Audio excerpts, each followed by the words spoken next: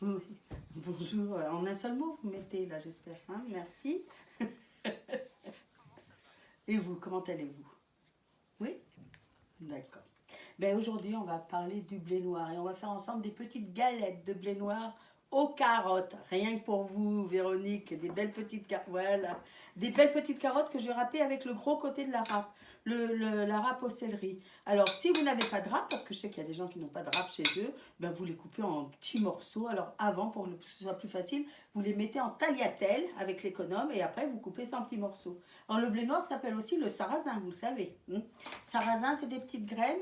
Alors, vous ne pouvez pas les voir, mais vous pourrez les voir tout à l'heure parce que figurez-vous que toutes les émissions sont filmées pour aller sur le Facebook et le site après. Alors, des jolies petites graines en forme de triangle, voilà, de sarrasin. Et puis moi, figurez-vous que ces petites graines, je les broie et je mets enfin, moitié graines de sarrasin, moitié sel pour faire un gommasio de sarrasin. Après, je passe ça dans mon robot. C'est excellent dans les soupes, c'est un parfum de noisette, c'est délicieux. Et on a cette fameuse farine, tiens, celle-là, elle vient de la Corrèze. Euh, Elle vient de la minoterie de la Borde, à Salon-la-Tour. Voilà, une jolie farine, un peu grise, un peu noire, parce que quand ça cuit, ça fait noir. Et les galettes sont là devant moi, elles sont faites. Alors, on a râpé nos carottes en petits, ouais, je vois, en morceaux. Et on va les saler. Là, vous allez voir, ça fait sortir l'humidité. Alors, pour 2 carottes, je vais mettre à peu près 4 belles, quand je dis belles, c'est vraiment belle, hein, cuillerées à soupe de blé noir. Ouais, hop, je vais mettre presque le paquet. On va mettre le paquet, tiens. Et après, on va remuer. On va mélanger jusqu'à ce que la farine enrobe chaque morceau de carotte. Alors là, je l'ai fait avec des carottes, mais vous pourriez faire ça avec des betteraves, vous pourriez faire ça avec du blanc de poireau émincé très finement, avec des cucurbitacées, des courges, voilà, bon, enfin, c'est plus la saison maintenant des cucurbitacées, avec des navets, avec des radis, oui, parce qu'on peut aussi faire cuire les radis.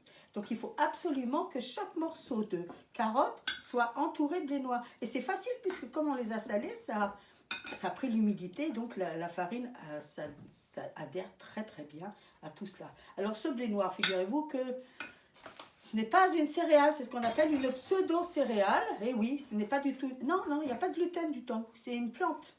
Hein, c'est pas... Oui, oui. Mais on la travaille comme de la céréale. Sauf que comme il n'y a pas de gluten, on ne peut pas faire de pain. C'est pas panifiable. Donc en Limousin, on ne faisait pas du pain avec cette farine. On faisait des galettes. Et oui, et ben oui, parce que sinon ça ne lève pas. Alors, et c'est une plante surtout très difficile à cultiver parce que comment dire, la culture marchait quoi, une année sur 3. Alors c'était vraiment aléatoire. Et c'était toujours la farine du pauvre. Hum, La farine du pauvre. D'ailleurs, c'est une farine quand elle est bio qui est difficile à conserver parce que des fois il y a des petites bestioles qui se mettent dedans. Alors vous mettez le paquet de farine dans un bocal en verre. Non, non, mais enfin vous mangez bestiole si vous voulez. Le bocal de farine, la farine dans un bocal en verre et au réfrigérateur pour éviter ben, que les petits charançons viennent dedans. Donc voilà, tout est bien enrobé. Je vous ai parlé des carottes ou des radis. Et ben, j'ai oublié de vous dire mon mot du jour, c'est botteler. Vous savez, quand vous achetez une botte de carottes, la ficelée, et ben, quand le fait de le ficeler, on les a bottelées. Botteler une botte de carottes. Voilà, c'est. Ah, maintenant, qu'est-ce qu'on rajoute? De l'eau. On met de l'eau à hauteur. Non, mais c'est tout pour faire ma pâte. De l'eau, voilà. On remue. Et après, on va mettre des galettes. Mais si, le sel, on l'a mis au début. Vous savez, sur les carottes pour qu'elles sortent leur humidité. Voilà, on a mis le sel. Alors, vous pourriez rajouter du cumin, bien entendu, de l'aneth, enfin, les épices que vous voulez, ou même des épices à pain d'épices, c'est pas mal non plus. Voilà, ça vous fait une pâte. Vous remuez bien pour que l'eau prenne toute la farine autour des carottes. Alors, pourquoi on a mis la farine d'abord? Parce que la farine, là, elle va prendre le goût des carottes et vous allez avoir des galettes très, très parfumées. Si vous avez les fans, puisqu'on avait peut-être bottelé nos carottes, si vous avez des fans, vous pourriez mettre les pointes des fans aussi, c'est très très parfumé.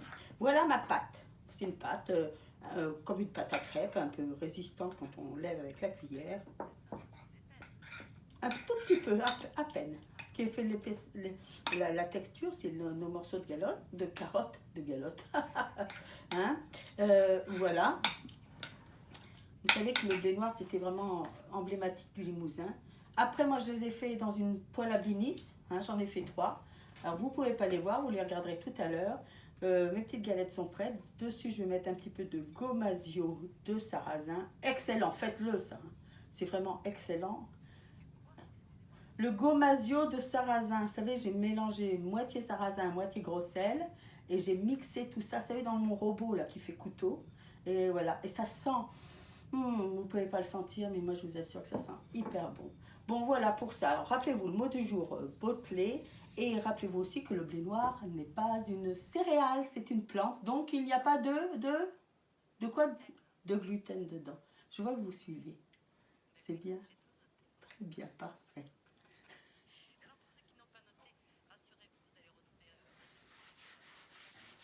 Oui, oui.